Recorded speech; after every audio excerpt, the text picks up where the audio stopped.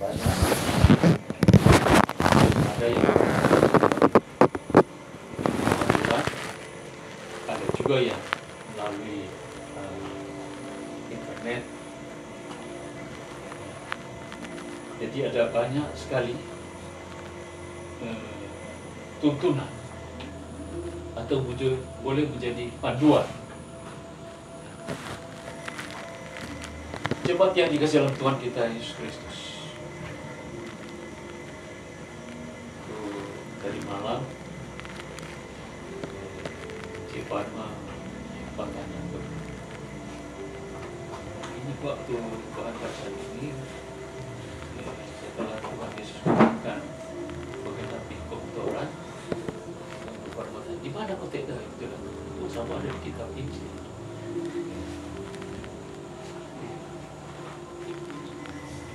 Tepatnya di dalam Matius pasal 22 ayat 37 sampai selesai. Itu Tuhan Yesus sendiri yang sampaikan ketika Tuhan Yesus sendiri dicoba oleh ahli Taurat dan orang Farisi. Bertanya Tuhan Yesus bahwa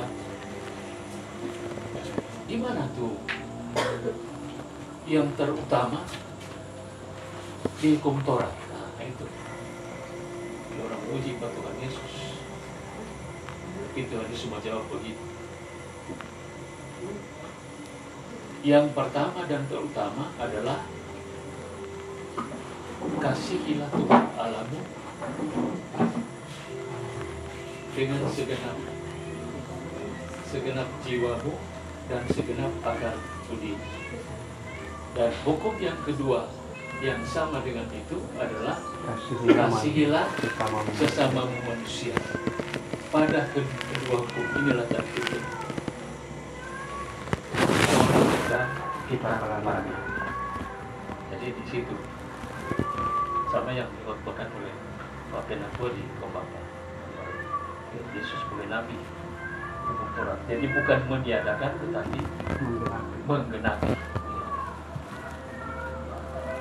Nah, jemaat yang dikasihi dalam Tuhan kita Yesus Kristus, malam ini kita boleh lagi membelajar dari pembacaan kita malam ini dalam kitab Ulang, yang di dalam pasal-pasal sebelumnya, dan ini isinya pidato dari Musa, ya, pidato dari Musa, ya.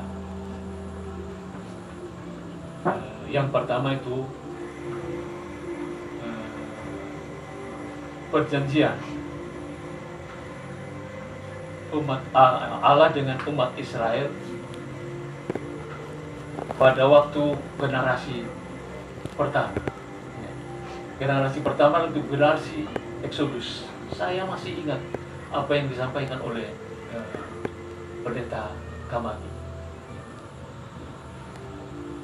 Generasi Exodus, yang generasi ini sudah punah, sudah habis, ya. Itu perjanjian yang disampaikan di Gunung Sinai.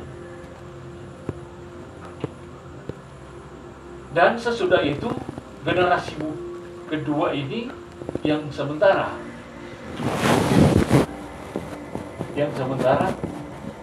ada di dalam pengembaraan di gurun, ya. Menegaskan kembali apa janji Tuhan terhadap umat Israel. 2 minggu lalu atau 3 minggu lalu kita belajar lagi di ulangan ini 30, ulangan 30, yang disampaikan oleh pendeta Gredis bahwa kitab Taurat Musa ini berisi berkat dan kutuk. Karena itu menegaskan kembali perjanjian yang kedua yang disampaikan oleh Musa di dataran Moab adalah menegaskan kembali bahwa ada dua.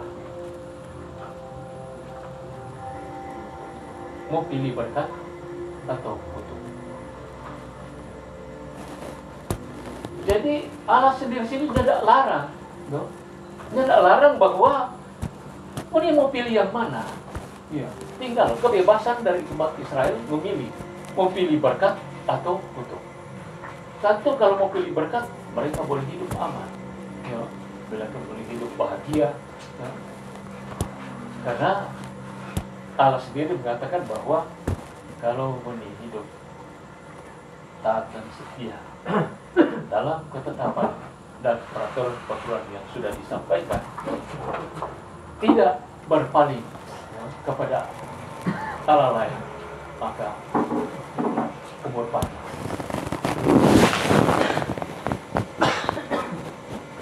Kalau mau pilih menentukan untuk jalan dan kebebasan sendiri, tentu konsekuensinya adalah Tuhan sudah bilang bahwa kamu harus binasa, akan mengalami kebinasaan. Ini saya urut-urutan kemarin dari mulai saya baru dari sejarah pasal 29. Sebelumnya juga mengatakan seperti itu. Jadi sudah sangat jelas kenapa orang mungkin kau pikir-pikir, ya apakah Tuhan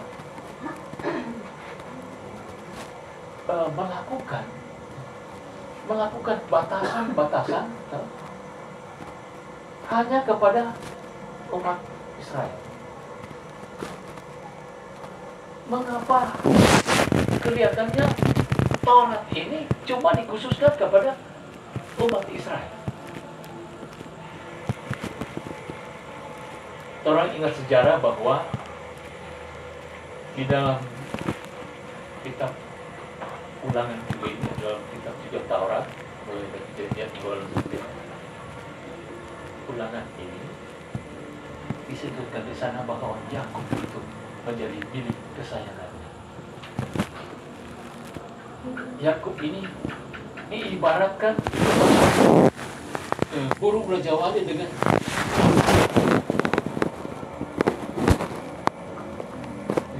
artinya bagaimana Raja Wali itu, ya, ketika dia terbang, dia mengelilingi anaknya masih dalam sana.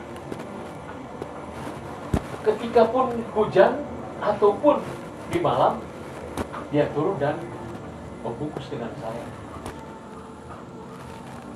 Demikian diibaratkan Yakub seperti itu. Allah melindungi dia dari segala apa yang terjadi di dalam kehidupan kita.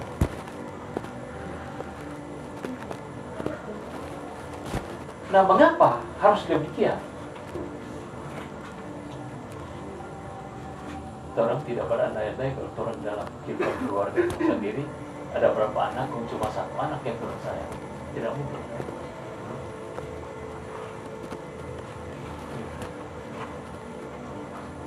Tetapi Allah di dalam kehidupannya mengkhususkan bangsa Israel itu menjadi biji matanya, menjadi bangsa kepunyaannya. Ini mempertegaskan juga kepada bangsa-bangsa lain bahwa dia sangat berkuasa. Dan Israel ini dia cuma lindungi seperti so bikin salah pun dia tetap bawa dia. Nah, tidak seperti itu. Dia tetap menghukum. Karena itu dia memberikan kebebasan kepada umat Israel memilih hidup atau kebinasaan.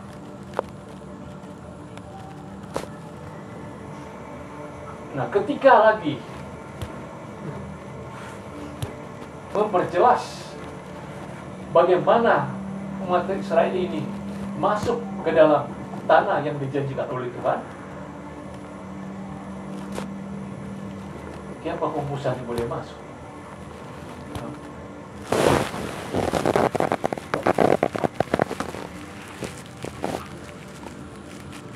ada mungkin banyak alasan.